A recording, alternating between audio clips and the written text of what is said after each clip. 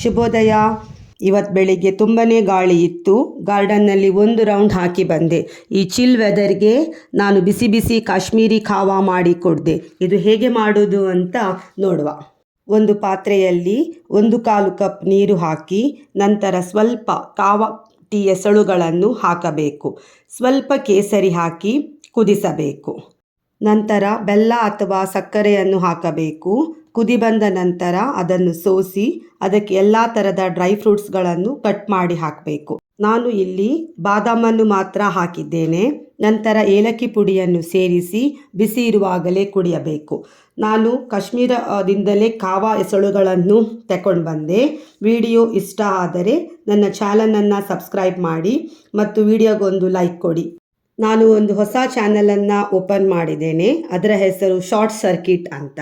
ಇದನ್ನು ಕೂಡ ದಯವಿಟ್ಟು ಸಬ್ಸ್ಕ್ರೈಬ್ ಮಾಡಿ. ಅದರ ಲಿಂಕನ್ನು ನಾನು ಡಿಸ್ಕ್ರಿಪ್ಷನಲ್ಲಿ ಕೊಟ್ಟಿರುತ್ತೇನೆ.